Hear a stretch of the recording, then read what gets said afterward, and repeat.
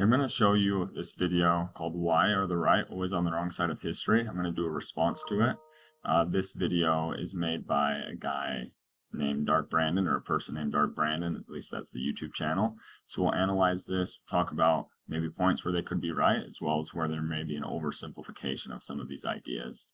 It's really funny when a right-winger tells me to read a history book as if it'll make me a conservative, because every time I do, I just discover another right-wing ideology, person, or group that looks really fucking stupid in the rearview mirror. Like, conservatives are always the bad guys in history. Every fucking time. Like, I challenge you, name one right-wing group that is the good guy in history. Right? Because you know who was right-wing in World War II? The Nazis and Mussolini. Right? You know who was right-wing in the 50s and 60s? Segregationists. In the 10s, it was people making sure women didn't vote, right? And they come up with, like, a time period that was worse for most Americans, particularly those of marginalized groups. But that's the base of all these right-wing ideologies, like that we should go back to some mythical, legendary past when things were so great for everyone. But that past doesn't fucking exist. The world is a better place now than it was 100 years ago, than it was 200 years ago. The world is getting better. That's because of progress and change. That's why being progressive always looks good in a historical viewpoint, right? That conserving the past makes you look like a fucking idiot every goddamn time.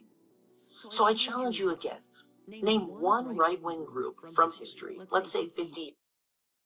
Okay, I want to talk about what he just barely said. So he said, trying to preserve the past makes you look like an idiot every time. Well, depends on what part of the past you're trying to preserve. So as the founders of the country, founders of the U.S., as they set up in the Constitution freedom of speech, freedom of religion, do we think that those are worth preserving? Okay, so based on his logic, if someone was trying to preserve free speech, he would argue that that's like a bad idea, even though at that time that was radical, that was progressive.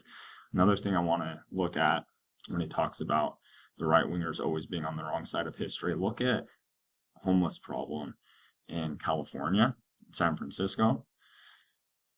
There's going to be a lot of people that would argue that that's progressives that are pushing to just give them money and to leave them alone, let them sleep on the street. When they've done some kind of experiments, they've done some trial runs where they give these people money, and a lot of it is used on drugs. And so I'm going to challenge that idea that always trying to conserve the past is negative. Many times it is, but you have to maybe look on a case-by-case issue, and to just paint with a broad brush and say all conservatives, all people that are trying to preserve the past are wrong, and all people that are pushing for something new, pushing for progress, they're right. It also depends on what your understanding of progress is. Not everyone's going to have the same view of what progress really means, what it looks like. Years ago or more. That looks good right now. That you can look at and say, yup, they were correct. Name one. And I might respond. Okay, so again, he's saying, try to find one thing in the past that people were trying to preserve that was good. So there were some people in the past that were maybe against like new technologies. And potentially, as you look at problems that we're having with like social media and with technology now, like, not saying those people were completely right, but potentially had a point in some areas. Okay, if you look at people trying to preserve, like there's people that are trying to preserve some of like FDR's policies, or they want to preserve some of the social safety net. Like, you could argue they're trying to preserve the past. So it's a little overly simplistic to just argue that those who are trying to preserve the past are wrong and those that are pushing for something new are correct.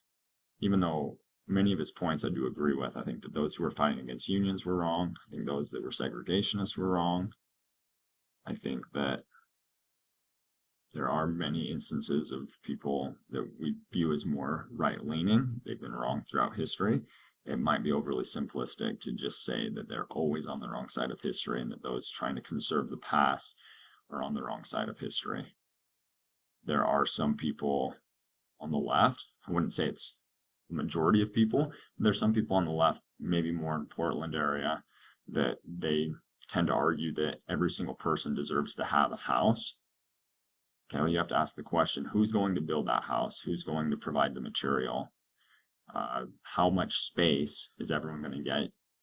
The idea that every single person just automatically, as part of being a human being, deserves to have a home, that's maybe a little idealistic and not looking at the realities of limited land, limited resources. Who's going to make the electricians and the plumbers go in and do that work? So again, the idea that the right is always wrong and the left is always correct, it just doesn't completely add up. I think there's too many holes in the argument, even though I do tend to be more left-leaning. I do tend to support the idea of like somewhat of a safety net, public schools, unions. I think that his argument is still just overly simplistic.